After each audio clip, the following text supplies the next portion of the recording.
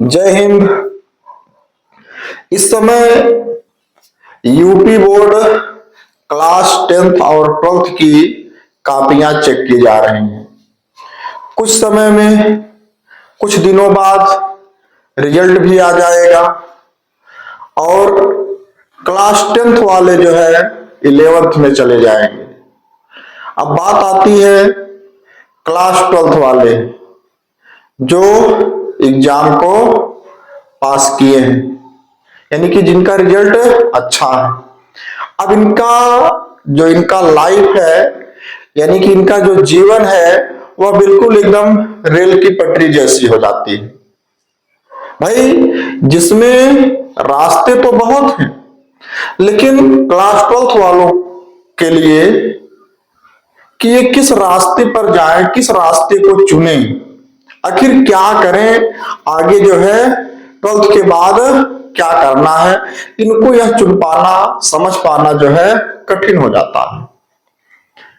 अब इसी में कुछ लोग जो है ग्रेजुएशन करना शुरू कर देते हैं, बीए करते हैं, बीएससी करते हैं।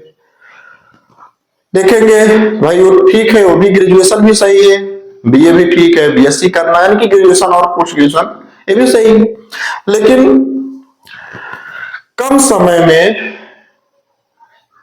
समय में प्रोग्रेस कर जाना, कम समय में अपने आप को जो है सफल बना लेना जो है अच्छा माना जाता है, अच्छा होता है। तो सिंपल, ज्यादा दूर ना जा करके सीधा जो है 12th के बाद आप कम समय में अपने आप को सक्सेस व्यक्ति के रूप में, सफल इंसान के रूप में पाएं, इसके लिए जो है लड़के और लड़कियां दोनों के लिए है। ये दोनों जो है क्या कर सकते हैं, एक अच्छे डॉक्टर के रूप में, यानी कि एक जो है क्या मिला, गायनेकोलॉजिस्ट के रूप में, स्त्री रोग विशेषज्ञ के रूप में जो है अपने आप को पा सकते हैं।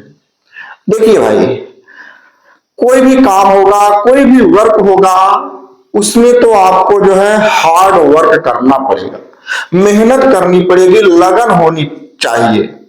बिना लगन के, बिना मेहनत किए कोई आगे बढ़ नहीं सकता। अब बात आती है कि 12th के बाद बहुत मार्ग है, बहुत रास्ते हैं, आपको पता है, लेकिन हम आपको बता रहे हैं कि कम समय में अपने आप को सक्सेस कर लेना अच्छी बात है। तो जिसके लिए आप जो है अपने आप को जो है गायनेकोलॉजिस्ट के रूप में पा सकते हैं। इसके लिए आपको जो है क्या करना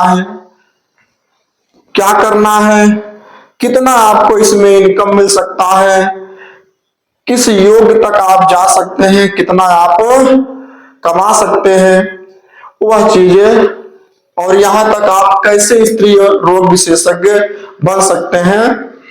तो इसमें क्या है आपके लिए कि देखेंगे कि इसको कौन कर सकता है, इसकी योग्यता क्या होनी चाहिए, इसके लिए एडमिशन प्रोसेस क्या है, गायनेकोलॉजिस्ट बनने के लिए इसका एडमिशन प्रोसेस क्या है, कोर्स ड्यूरेशन क्या है, कितने दिनों का, कितने समय का कोर्स होता है, सैलरी कितनी होती है, और जो है इसमें इस यानी कि गायनेकोलॉजिस्ट बनने के लिए अथवा बन जाने के बाद जो इसमें करना क्या होता है।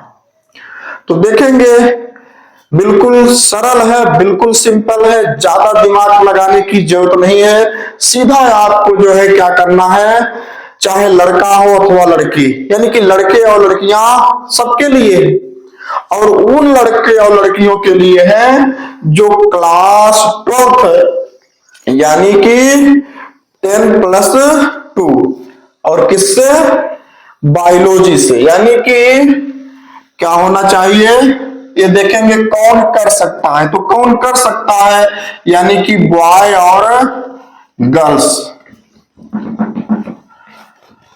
लड़के और लड़कियां दोनों जो है गायनेकोलॉजिस्ट हो सकते हैं, यानी कि लड़के और लड़कियां। अब बात आती है कि ये जो है कौन लड़के और लड़कियां गायनेकोलॉजिस्ट हो सकते हैं, बन सकते हैं। तो वही जो क्या हो, पीसीबी वाले हैं। पीसीबी का मतलब है फिजिक्स, केमिस्ट्री और बायोलॉजी वाले हैं। और इसके साथ साथ जो है इसमें इंग्लिश भी जो है कंपलसरी है, इंग्लिश भी जो है जरूरी है। तो फिजिक्स, केमिस्ट्री और बायोलॉजी, यानी कि जो बायोलॉजी के स्टूडेंट हैं क्लास 12th में, वो जो है क्या हो सकते हैं, गायनेकोलॉजिस्ट हो सकते हैं, स्त्री रोग विशेषज्ञ हो सकते हैं। तो अब बात आती है योग्यता की। तो योग्यता में जो है क्या है, 10+2, यानी कि क्लास 12th जो है उत्तीर्ण होने के बाद, पास होने के बाद ये जो है गायनेकोलॉजिस्ट हो सकते हैं। आगे देखेंगे तो योग्यता के बाद आता है एडमिशन प्रोसेस, कि किस तरह से इसमें एडमिशन होगा। देखेंगे भाई, जटिल काम थोड़ा सा है। जटिल काम हम आपको पहले बताए कि अगर आज आप जटिल काम करेंगे, आज आप हार्ड वर्क कर देंगे, आज थोड़ा लगन लगाएंगे, मेहनत कर देंगे, तो 4 साल बाद आपकी लाइफ जो है एक सुनहरे लाइफ के रूप में, एक गोल्डन लाइफ के रूप में मिलेगी। अभी तो आप 12th पास किए, जहां आप समय बर्बाद कर रहे हैं, जहां अपना समय व्यतीत कर रहे हैं ग्रेजुएशन के लिए, बीए बीएससी के लिए, एमएससी के लिए, वहां पर आप जो है कई लंबा समय जा रहा है, वहां पर आप जो है थोड़ा सा कुछ हट करके कुछ ज्यादा परिश्रम कर देंगे, कुछ ज्यादा लेबर कर देंगे, तो अपने आप को जो है एक अच्छी मंजिल पर जो है पाएंगे, एक जो है सीढ़ी के ऊंचे पायदान पर अपने आप को पाएंगे। तो एडमिशन प्रोसेस में क्या है, अब यही एडमिशन प्रोसेस थोड़ा जटिल प्रोसेस है। अब इसमें करना क्या है आपको कि भाई आप 12th पास हैं, लड़के और लड़कियां देखेंगे, विशेष करके जो है लड़कियों के लिए जो है ज्यादा सुटेबल है, लेकिन लड़के और लड़कियां दोनों कर सकते हैं, दोनों हो सकते हैं। आप 12th पास हैं और जो है बायोलॉजी से है, इंग्लिश भी आपकी अच्छी है। अब एडमिशन प्रोसेस की बात आई है, तो आपको जो है क्या करना है, आपको जो है नीट, ये सबसे बड़ी बात है, नीट यूजी को जो है क्वालिफाई करना होता है। नीट यूजी क्वालिफाई करके आप सीधा जो है MBBS में एडमिशन लेंगे, इतना आपको करना है। अब नीट क्वालिफाई करना, नीट यूजी क्वालिफाई करना, भाई सिंपल बात तो है नहीं, सरल बात तो है नहीं। इसके लिए आपको जो है 12th के बाद एक अच्छी तैयारी करनी पड़ेगी, एक कुछ समय के लिए अच्छी तैयारी करनी पड़ेगी, और जो है आप नीट यूजी क्वालिफाई करेंगे। नीट यूजी क्वालिफाई करने के बाद आप सीधा एमबीबीएस में एडमिशन ले लीजिए, एमबीबीएस में एडमिशन लेंगे।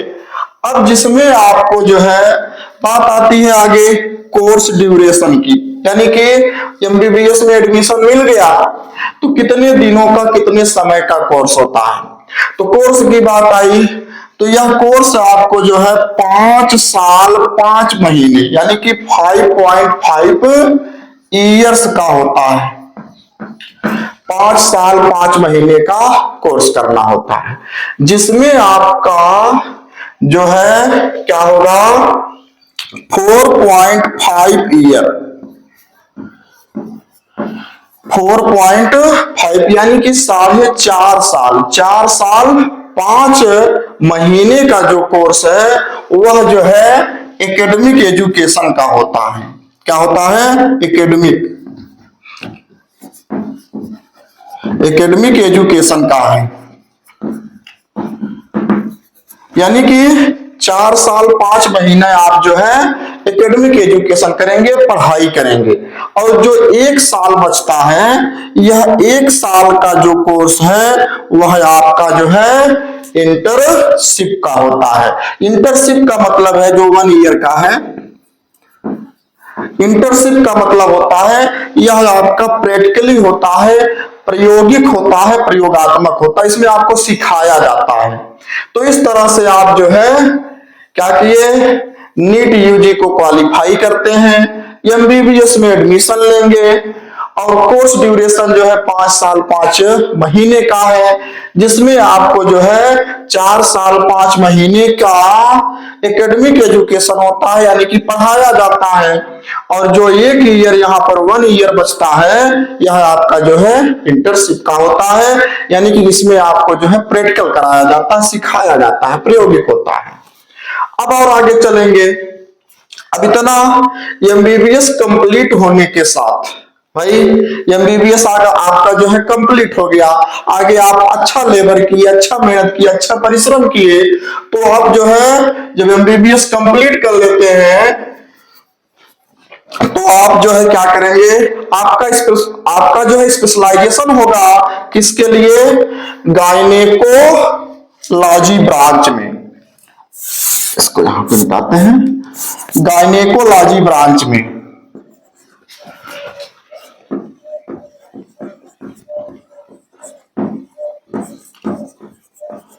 इस तरह से एमबीबीएस कंप्लीट हो जाने के बाद 1 ईयर का जो है जो आपका प्रायोगिक कार्य चला, इसके कंप्लीट हो जाने के बाद आप आराम से सुगमता पूर्वक जो है स्पेशलाइज कर जाएंगे किसके लिए, गायनेकोलॉजी ब्रांच में। यानी कि गायनेकोलॉजी जो है, जो गायनेकोलॉजी ब्रांच है, उसके लिए जो है आप अपनी को जो है, यानी कि अपने प्रेरिता को दे सकते हैं।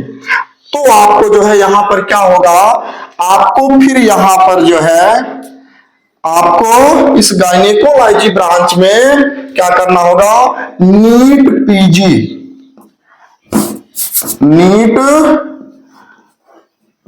इस तरह से इसको यहां पर लिखते हैं।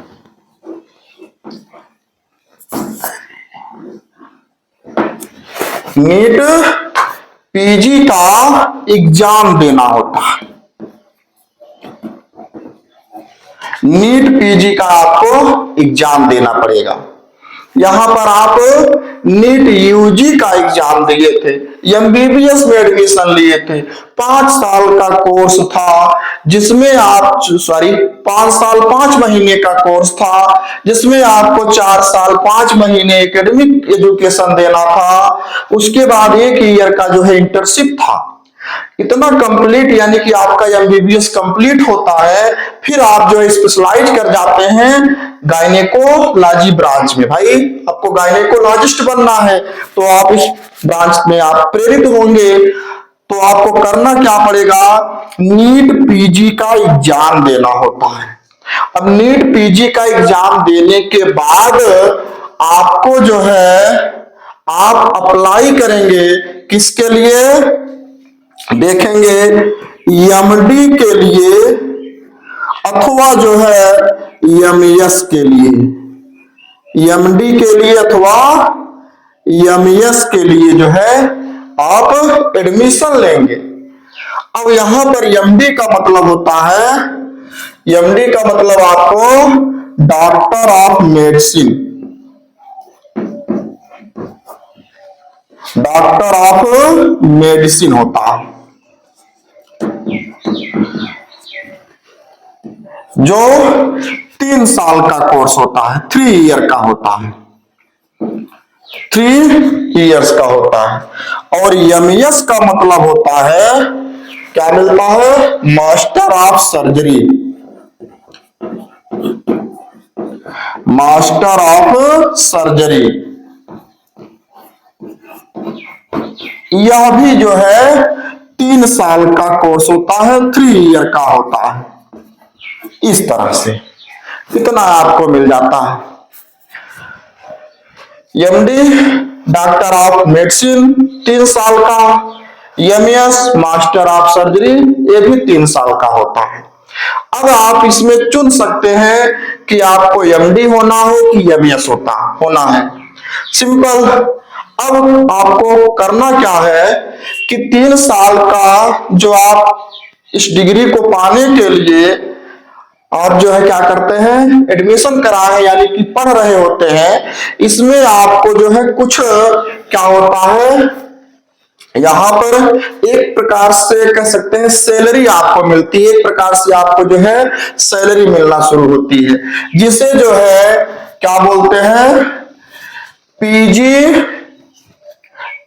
हाँ यहां पर देखेंगे, जिसे जो है पीजी स्टिपेंड कहा जाता है।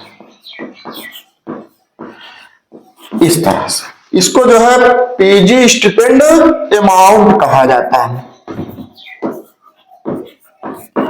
यह जो है आपको जो है फर्स्ट ईयर में, पहले साल में फर्स्ट ईयर में जो है आपको 40 से 45 हजार मिलता है इसमें, और सेकेंड ईयर में जो है 50 से 55 हजार तक मिलता है।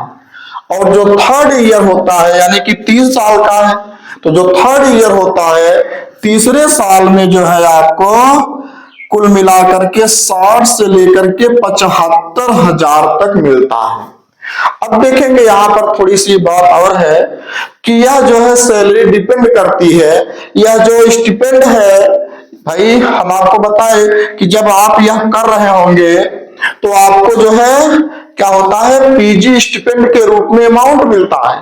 फर्स्ट ईयर में 40 से 45, सेकेंड में 50 से 55 और थर्ड ईयर में 60 से 75 हजार तक। लेकिन ये अमाउंट जो है यह डिपेंड करता है कि आप किस इंस्टीट्यूट में एडमिशन कराए हैं, किस संस्था में अपना एडमिशन लिए हैं।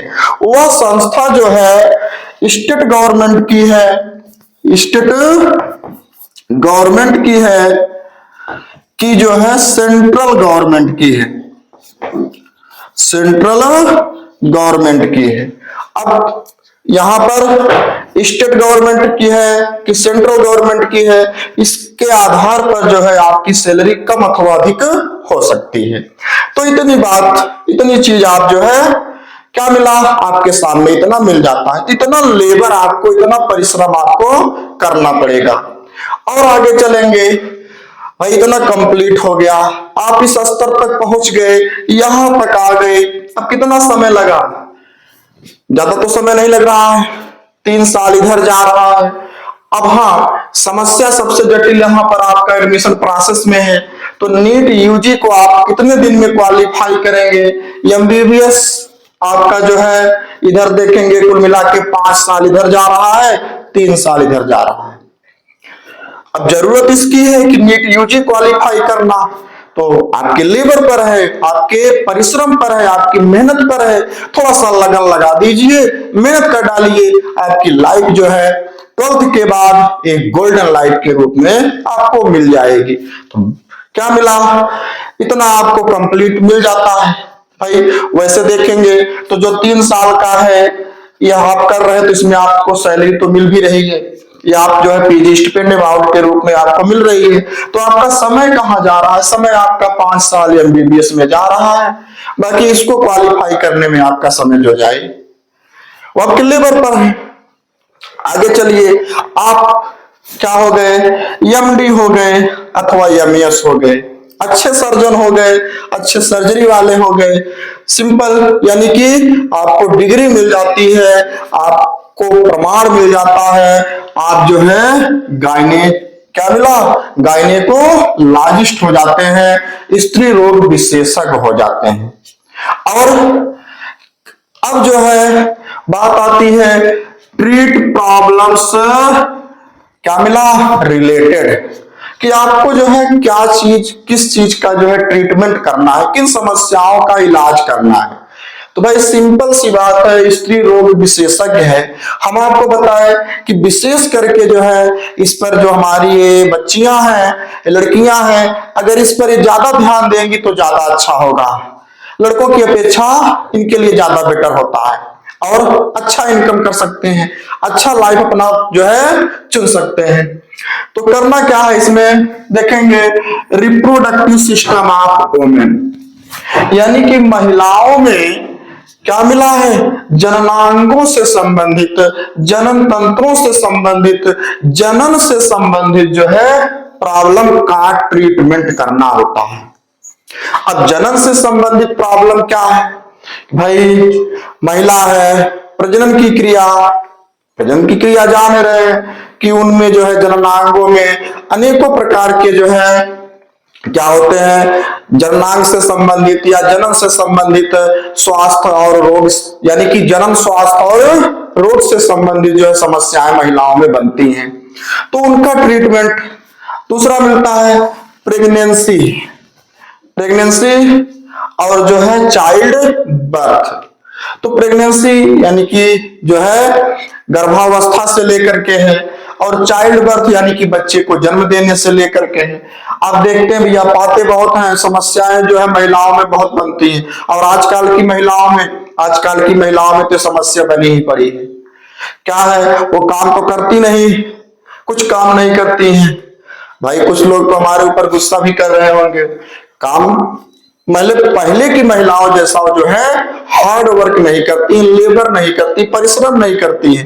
वो प्रेग्नेंट हुई तब से उनमें जो है क्या होता है, अनेकों प्रकार की समस्याएं चलना शुरू हो जाती है। और समस्या किस कारण से चल रही है कि भाई वो न तो खेत में काम करना चाहती हैं, और ना ही घर में जो है खाना भी बनाना नहीं चाह रहे हैं अच्छे से।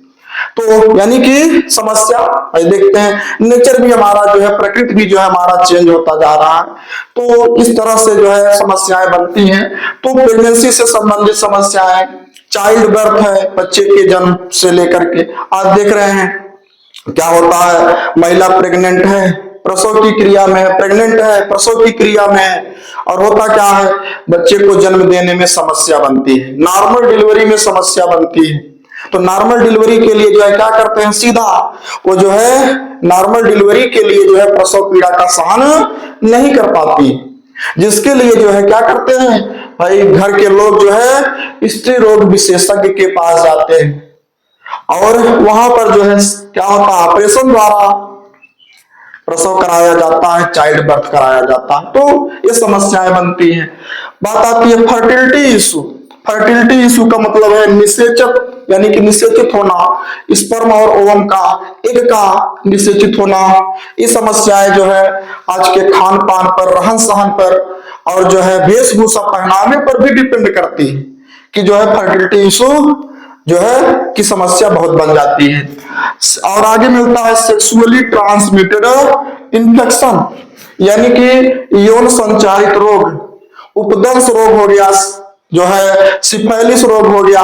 तो ये सब जो है जितने क्या मिलते हैं, सेक्सुअल ट्रांसमिटेड डिसीज होते हैं, यौन संचारित रोग होते हैं। तो इन सब यौन संचारित रोगों का आगे मिलता है हार्मोन डिसऑर्डर्स।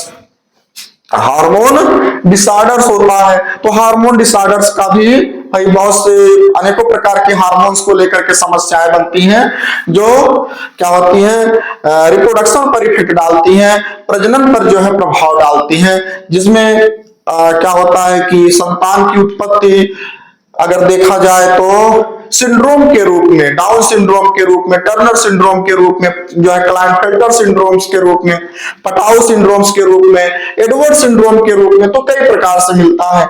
तो इस तरह से जो है अनेकों प्रकार के स्त्रियों से संबंधित जो है रोग का ट्रीटमेंट जो है गायनेकोलॉजिस्ट करता है, एक स्त्री रोग विशेषज्ञ के अंदर होता है। वह इस चीज का डॉक्टर आप बन सकते हैं, बन जाएंगे, अच्छा बन जाएंगे, और कम समय में अपने आप को एक अच्छी मंजिल पर पाएंगे, अच्छे उड़ान पर पाएंगे। सीढ़ी की जो है, उच्च सीढ़ी की जो है, जो अगली पंक्ति है, ऊंचाई की जो डारा होती है, ऊंचाई की पंक्ति होती है, आप वहां तक अपने को पा सकते हैं। अब देखेंगे एक चीज यहां पर है कि भाई आपके पास एमडी और एमएस का डिग्री मिल गया, आपका अपना प्रमाण पत्र मिल गया। अब आप एक अच्छे जो है सर्जन बन गए, एक अच्छे डॉक्टर बन गए, गवर्नमेंटेड हो गए, तो आपकी बल्ले बल्ले, अच्छा इनकम करेंगे आप, पूरी लाइफ अच्छे से मौज में कटेगी, अच्छे से कटेगी। चलिए, अगर आप जो है, आपको सपोज डेट नहीं मिला, गवर्नमेंटेड जॉब आपको नहीं मिला, आप नहीं पहुंच पाए, तब भी आप जो है क्या कर सकते हैं, एक गायनेकोलॉजिस्ट के रूप में आप जो है क्या कर सकते हैं, गायनेकोलॉजिस्ट के रूप में आप किसी हॉस्पिटल में जो है अच्छे डॉक्टर के रूप में कार्य कर सकते हैं, अथवा आप अपना खुद का हॉस्पिटल चला सकते हैं, और उस हॉस्पिटल में आप जो है अगर अच्छा प्रैक्टिस किए हैं, आप अच्छा नॉलेज लिए हैं, तो आप जो है क्या पर डे का, प्रतिदिन का आप जो है लाख रुपए और जो है लाख रुपए से ऊपर जो है कमा सकते हैं। आपकी अच्छी सैलरी होगी, आपका अच्छा इनकम होगा। तो इस तरह से अपने आप को चुन डालिए, अपने आप से जो है अपने आप को समझ डालिए कि आपका जो लाइफ है वो जो है, भाई हम आपको बताए कि एक रेल की पटरी जैसा है, जिसमें रास्ते तो कई हैं, लेकिन आपको चुनना है कौन सा रास्ता, किस रास्ते पर जाना है। वह क्लास 12th वालों के लिए बहुत जटिल कार्य होता है। तो इन्हीं में जो है आप किसी एक रास्ते को अच्छे से चुन डालिए। अब बात आती है कि फीस, तो भाई सिंपल सी बात है, इसके लिए अच्छी फीस लगेगी।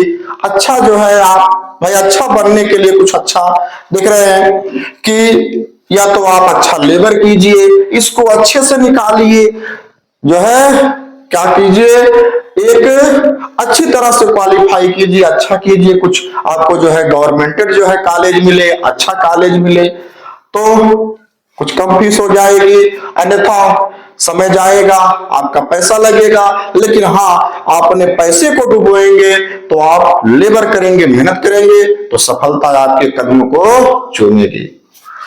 वीडियो पसंद आया हो, आपको कुछ अच्छा नॉलेज मिला हो, अच्छी जानकारी मिला हो, तो वीडियो को लाइक कीजिएगा। और आप चैनल पर नए हैं तो प्लीज आप चैनल को सब्सक्राइब कर लीजिए। और क्लास 12th के जो हमारे पीसीएम के बच्चे हैं, फिजिक्स केमिस्ट्री मैथ, और जो हमारे और जो है जो पीसीबी यानी कि फिजिक्स केमिस्ट्री बायोलॉजी के और स्टूडेंट हैं, ये जो है इनको कुछ और आगे क्षेत्र में जाना है तो अपना कमेंट करेंगे, अपनी राय देंगे, उससे संबंधित हम आपको जो है सुझाव और जो है आपके लिए एक नया वीडियो लाएंगे। तब तक के लिए जय हिंद, वंदे मातरम।